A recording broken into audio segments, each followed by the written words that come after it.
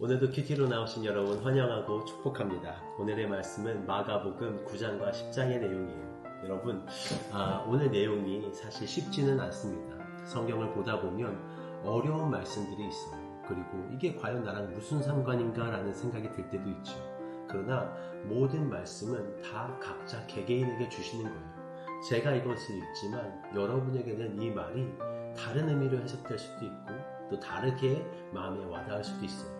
그래서 성경을 해석하는 방법은 다 상황에 따라 그리고 하나님께서 여러분에게 주시는 마음에 따라 다 다르게 됩니다. 그렇다고 해서 그것이 이단이다 그런 것이 아니라 하나님께서 우리에게 주시는 마음이 다 다르거든요.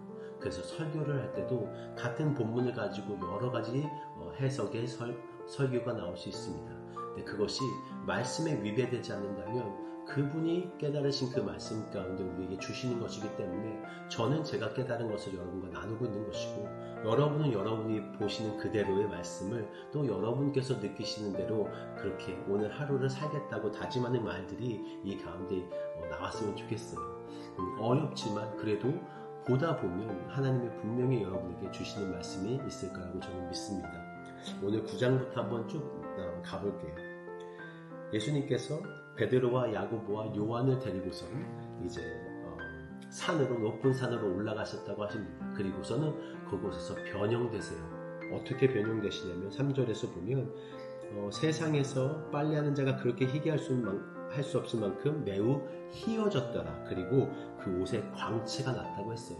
우리는 광채를 이미 모세오경에서 보았습니다.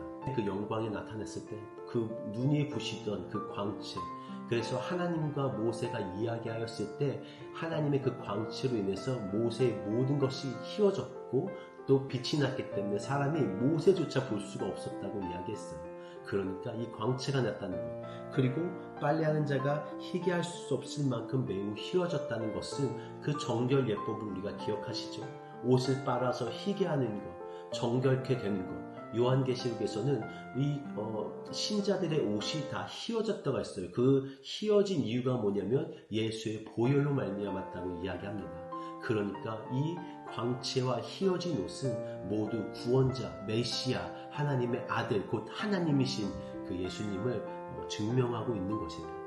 그리고서는 모세와 엘리야가 나오고 예수님의 변하신 모습을 보니까 베드로와 요한과 야고보가 얼마나 놀랬겠어요. 그러니까 여기다가 이 세 분을 위해서 집을 짓겠습니다 막 이렇게 헛소리를 하고 있는데 하늘에서 구름 가운데 음성이 들려옵니다. 뭐라고 하시냐면 7절에 이는 내 사랑하는 아들이니 너희는 그의 말을 들으라 라고 얘기합니다. 마가는 1장부터 이 책에 쓴 이유를 분명히 하고 있죠. 예수 그리스도는 하나님의 아들이다. 그리고 그분 자체가 복음이다라고 이야기를 하고 있어요. 여기서 드디어 하나님이 이 예수님의 제자들 3명에게 직접 이야기해 주십니다. 이는 내 사랑하는 아들이라고. 마가는 그것을 아마 누군가로부터 전해 들었고 그것을 이곳에 기록했을 거라고 저는 생각합니다. 그리고서는 예수님이 이 3명에게 말합니다. 인자가 죽은 자 가운데서 살아날 때까지는 본 것을 아무에게도 이르지 말라라고 얘기하시니까 이 사람들이 그것을 마음에 두었다고 10절에 얘기했어요. 근데 과연 이것이 무엇인가? 죽은 자 가운데서 살아나는 것이 도대체 뭔가? 이 사람들은 고민하고 또 고민하고 이 말을 들었을 겁니다. 그리고서는 예수님께 묻습니다. 어찌하여 서기관들이 엘리야가 먼저 와야 하리라 하나이까? 얘기하니까 서기관들이 그 과거에 구약에서 보면 엘리야가 온 후에 메시아가 온다는 이야기가 있었어요.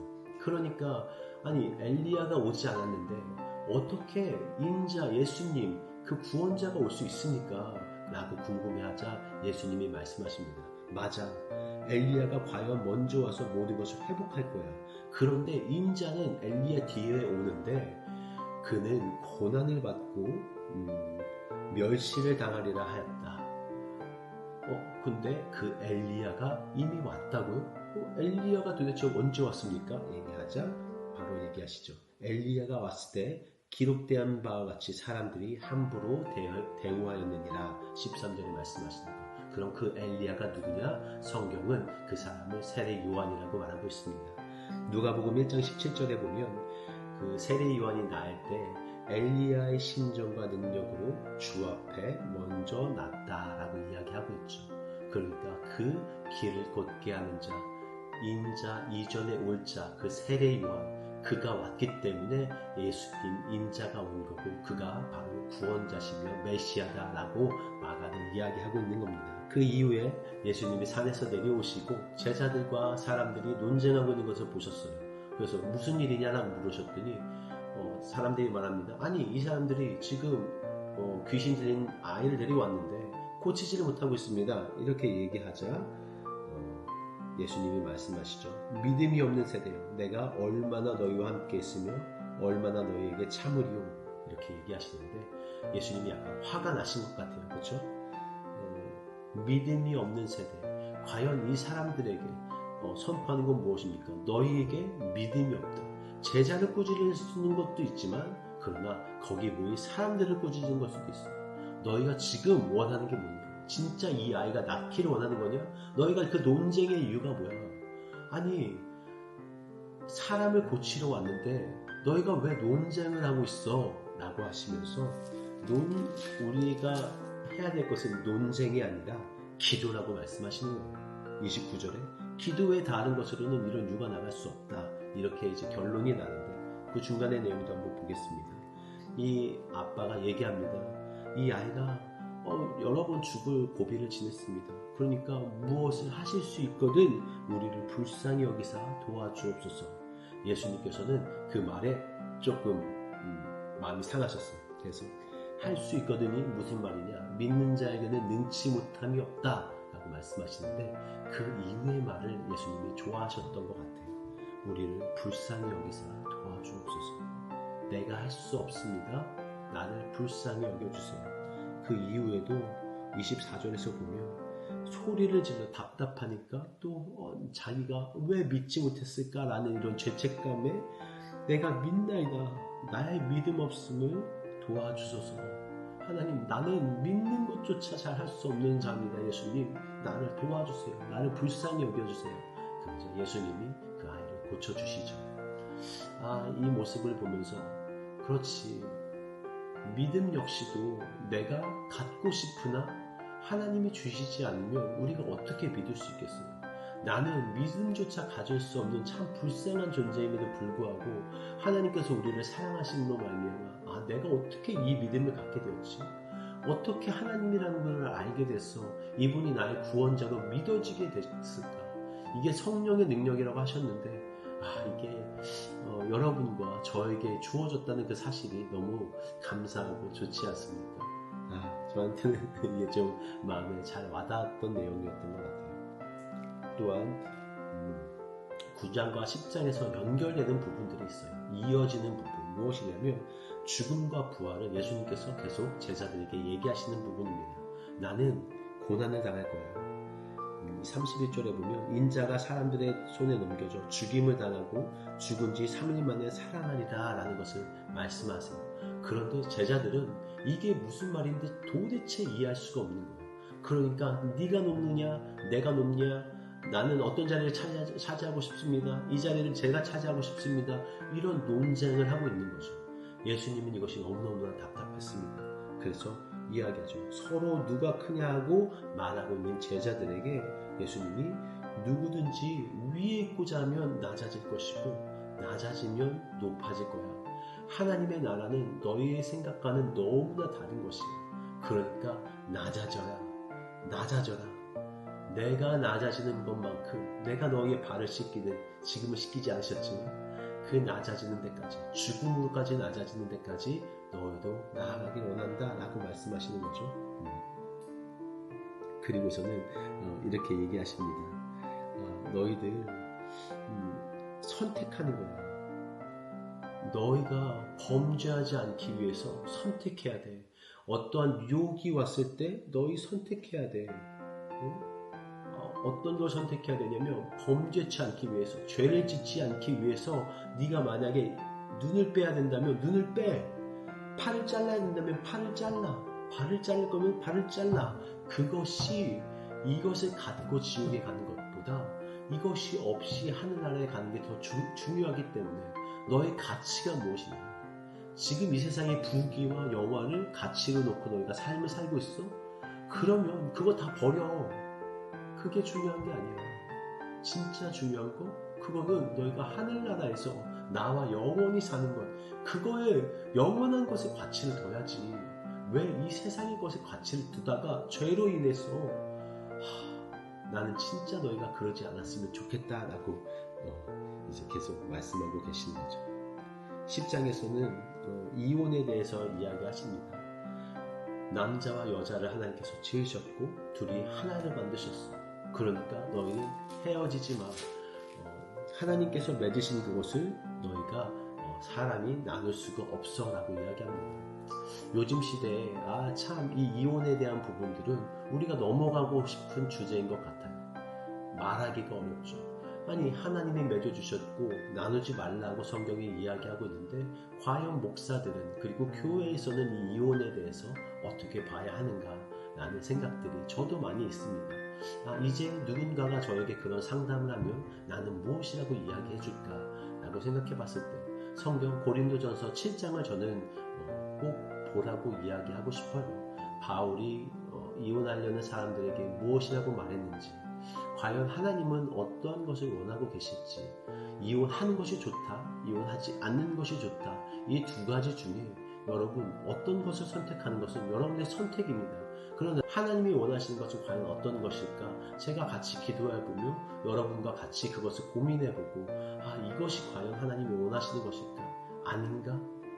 더 고민해보고 이런 신중한 결정을 해야겠다고 생각이 들더라고요. 그래서 어떤 고민들이 있을 때 같이 상담할 때 이런 기도의 모임들 그리고 성경을 같이 보는 이런 일들이 먼저 진행되고 난 다음 이런 이야기들이 또 나눠지면 좋겠다라는 생각들이 들었습니다.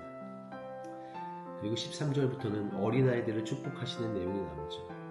왜 예수님께서 어린아이들을 이렇게 좋아하셨을까? 왜 예수님이 이 아이들이 하늘나라에 가기가 왜 이렇게 좋은지, 하나님의 나라를 어린아이 같이 받들지 않는 자는 결탄코 그곳에 들어가지 못한다.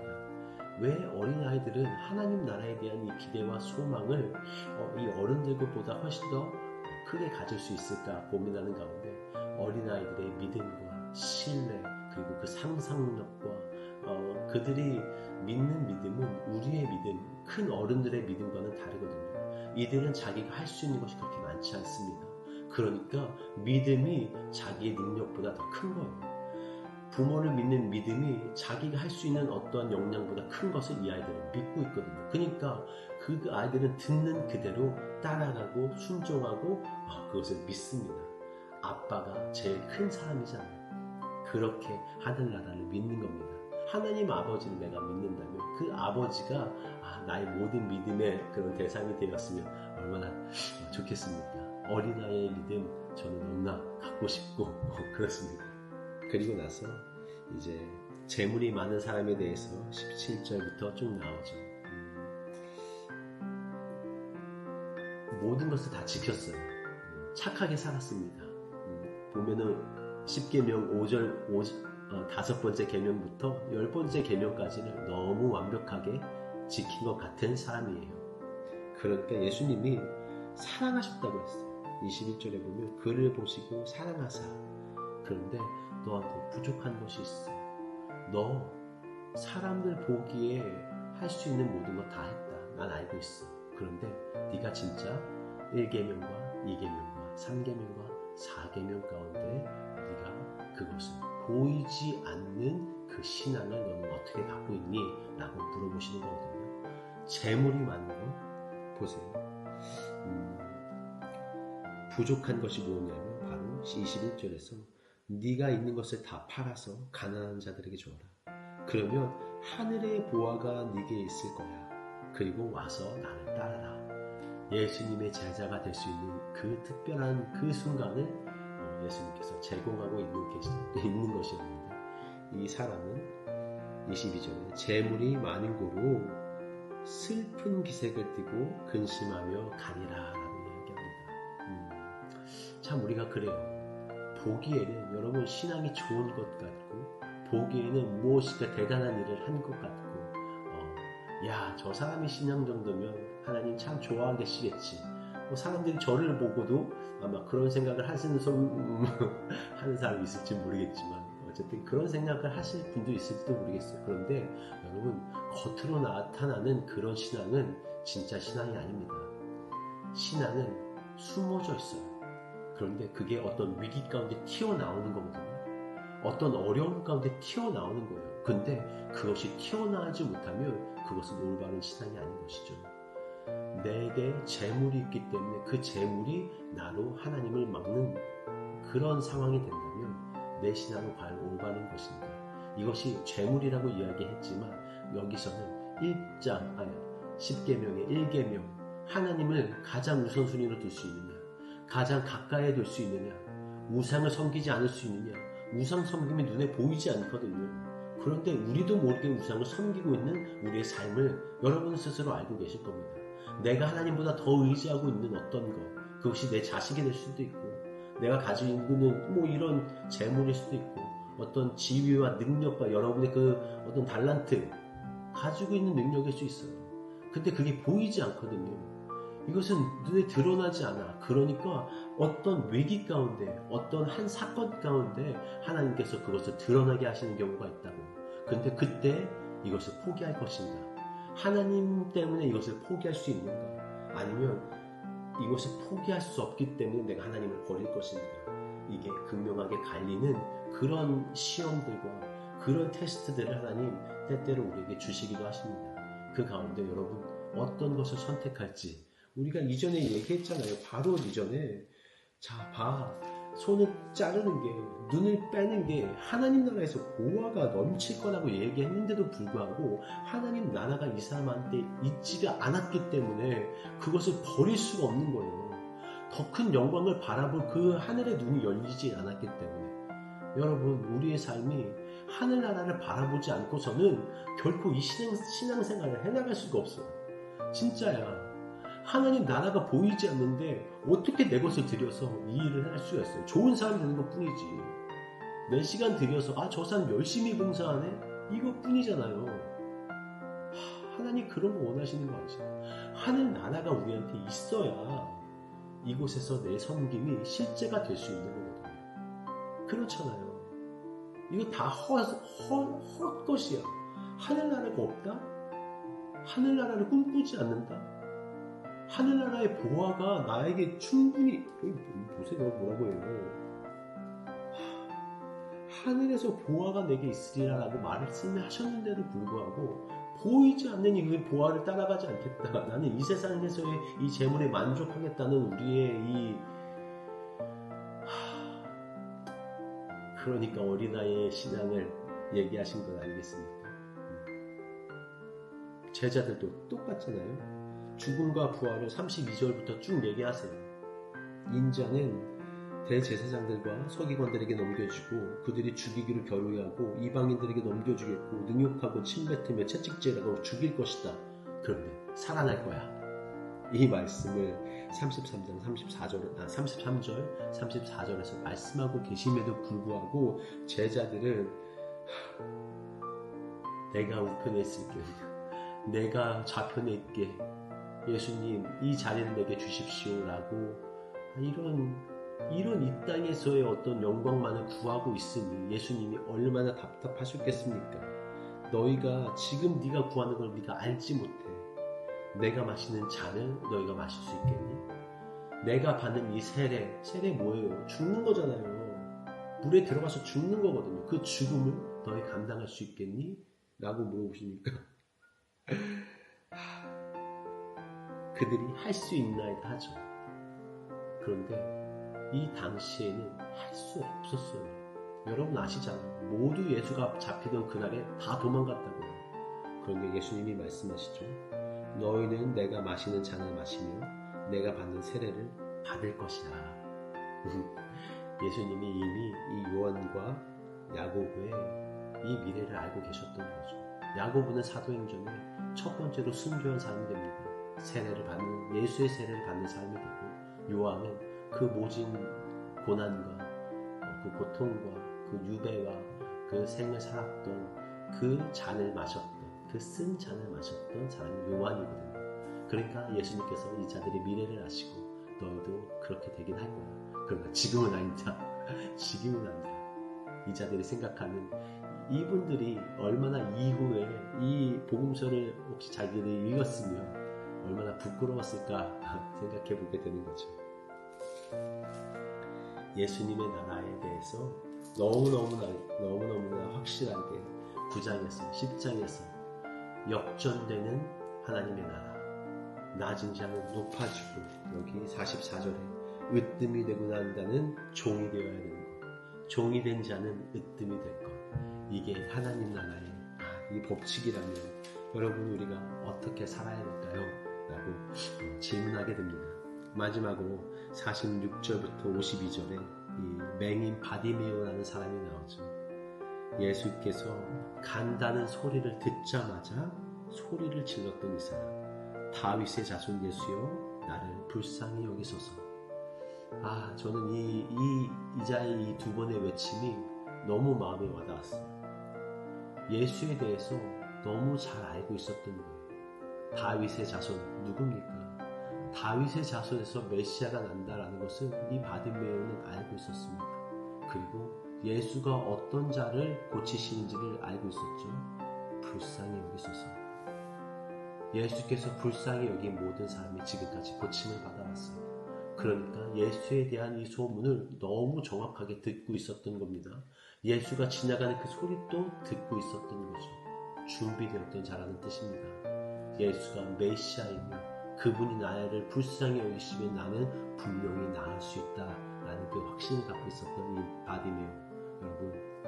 여러분은 어떠십니까? 여러분의 삶이 바뀔 수 있겠습니까? 예수님의 그 예수가 내 삶의 몸으로 말미암아 나에게 구원이 임함으로 말미암아 나 이전의 삶이 눈이 열려서 새롭게 대해주는 그 삶으로 바뀌는 것을 여러분 준비하고 계십니까? 예수가 여러분 삶 가운데 들어오시기를 여러분은 준비하고 계시고 그 들어오는 순간을 귀 기울이고 계시는지를 한번 생각해 보시는 또 오늘이 되었으면 좋겠습니다. 오늘 많이 길어졌는데 여러분 제가 이 마가복음 9장 10장을 통해서 여러분 하나님 나라는 이 세상과는 다르다. 달라도 너무너무 다르다. 그러니까 높아지려 하지 마시고 고난을 당하고 있는 여러분 계시다면 고난은 여러분에게 축복이 될 것을 저는 확신하고 믿고 있습니다. 여러분 무엇을 누리고 계시다면 그 누림을 혼자 누리지 마시고 다른 사람과 같이 나눌 수 있는 그런 여유가 있으시길, 그래서 하늘의 보화를 여러분 쌓아놓고 기대하고 살아가시는 우리 귀한 성도님들 되시기를 기도하고 축복합니다.